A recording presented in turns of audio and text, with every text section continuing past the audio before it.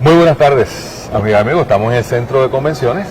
Esta es una transmisión en vivo, en directo, desde aquí, desde la convención de Azores, para Food Business. Yo soy Luis Pavón Roca y me acompaña el honorable secretario del Trabajo. Un placer, Carlos Rivera. Carlos Rivera, que lo capturamos por aquí. Aquí estamos, al público.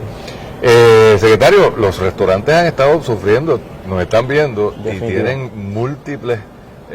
¿Cuál es la óptica del secretario del Trabajo en cuanto a toda esta industria? Bueno, primeramente han sido resilientes porque el gran reto, ¿verdad? Han pasado el Niágara en bicicleta, por llamarlo de alguna forma.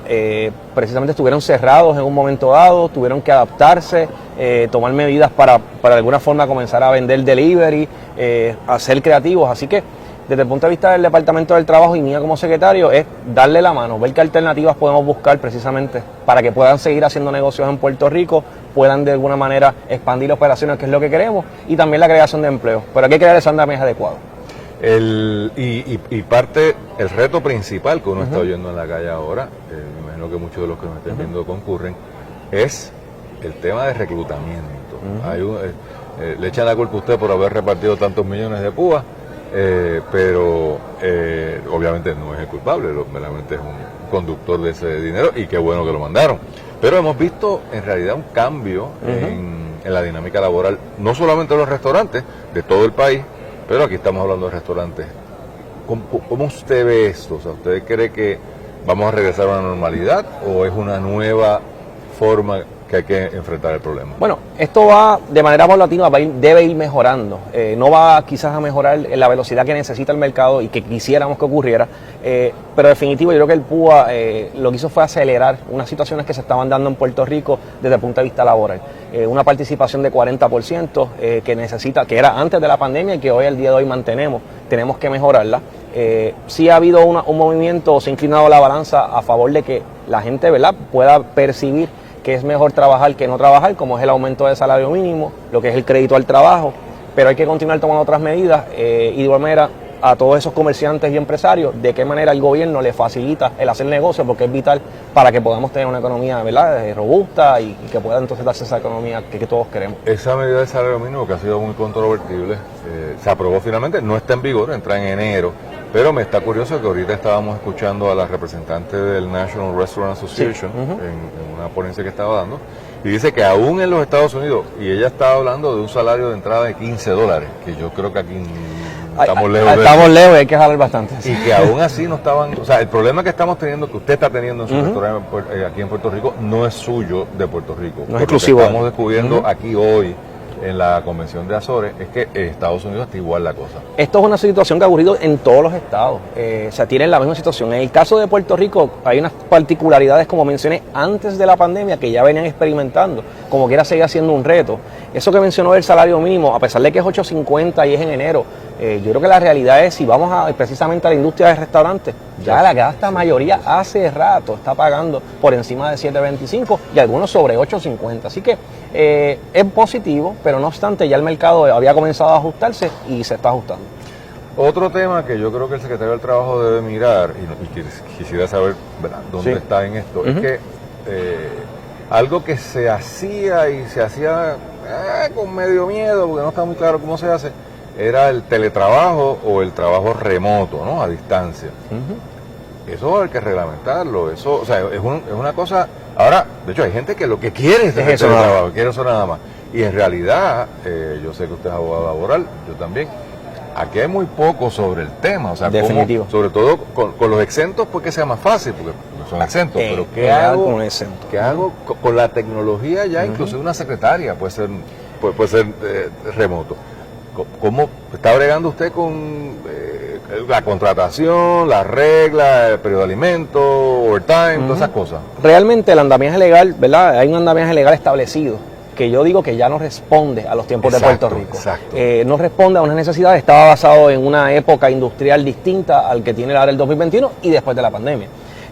No obstante, si vamos por ejemplo a lo que es la flexibilidad, todavía el patrono le permite hacer, por ejemplo, la jornada de 10 horas, unos días, ¿verdad?, y de reducirlo a 4 días, sí puede hacer algún tipo de medida. Lo del trabajo remoto, cada patrono puede también tomar determinaciones de qué tipo de funciones a ese empleado se le puede asignar de manera remota. Ya hay patronos que han tomado la consideración de decir simplemente me van a trabajar todos estos empleados de forma remota, reduce unos costos operacionales para el patrono, reduce unos costos para efectos del empleado también, no tiene que incurrir en vestirse, desayunar, bañarse, gasolina, estacionamiento. Atiende niños. Correcto. Es más cómodo para... Así que hay una nueva realidad y yo creo que debemos, Puerto Rico no estaba listo, pero tenemos que empezar a movernos pero y empezar a cambiar. Le toca a usted cambiar esas cosas. Por ejemplo, el concepto de disciplina progresiva, que conceptualmente está vigente y está ahí, el caso de Haití. Pero no es lo mismo yo tener la persona presencial, o sea, ¿cómo monitoreo? Definitivamente, esto también es un asunto de inversión. El patrono, para poder tomar estas medidas de remoto, tiene que haber una inversión en tecnología y programación, así que va a requerir también de parte del patrono esa inversión.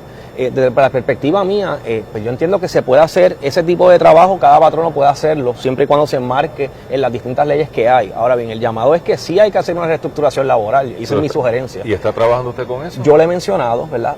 Honestamente, tenemos que trabarjarlo con la legislatura tiene que haber legislación. Estoy de acuerdo que hay que legislar, porque es que hay muchos de estos temas, y lo saben ellos que son los que lo viven día a día. La legislación laboral es bastante técnica y complicada, y cada vez que uno trae un elemento, pues... Yo lo he mencionado, si bien honesto, no he visto el ambiente quizás o la urgencia que esto requiere para cambiar el andamiaje, y eso es lo que yo propongo. Se habla de una reforma laboral, pero realmente no es una reforma real. Si queremos hacer una reforma laboral es adaptar, laboralmente hablando, a Puerto Rico a los tiempos en los que estamos, y el trabajo remoto, por ejemplo, es algo que beneficia al patrono, beneficia obviamente al empleado. Debemos mirarlo, observarlo y comenzar a movernos en esa dirección. Última pregunta, que sé que se tiene que ir. Sí. El tema de la vacunación y COVID, que es otra controversia en el mundo laboral bastante serio. Hasta ahora ha prevalecido la orden del gobernador, aunque yo creo que todavía está en el Tribunal Federal un caso ahí esperando. Por ahí, y el enfoque ha sido laboral, o sea, han sido empleados creo que de 2 municipios, los que fueron al Tribunal Federal. ¿Se ha resuelto?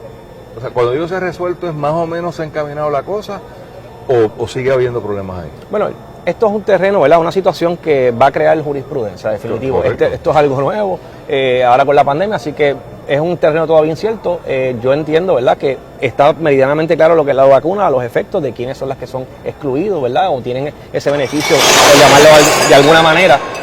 Y específicamente son 2 que pueden pedir algún tipo de excepción, que sabemos que es por la situación religiosa, el concepto religioso y obviamente... Y de salud, correcto. Fuera de esas 2 excepciones, pues entonces esa persona pues no cualificaría, y si es que voluntariamente determina que no se va a vacunar, pues no estaría cubierto bajo esa.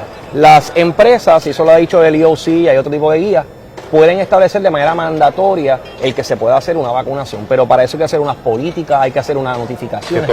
Por eso, pero ahí estamos aquí. Yo sé de patronos que lo que han hecho es su política para incluir el manual, que sería mi recomendación, ¿verdad? Exactamente. No lo voy a hacer recomendaciones, sí, pero es que lo que usted vaya a hacer, documéntelo, comuníquelo. Y y hay que tener razonabilidad, claro. Obviamente, como todo, sabemos que la ley 80, lo que es justa causa en un despido, tiene que haber eso mismo, una justa causa para que pueda ocurrir, y hay un elemento, y aunque no es una lista taxativa, siempre hace referencia a la razonabilidad.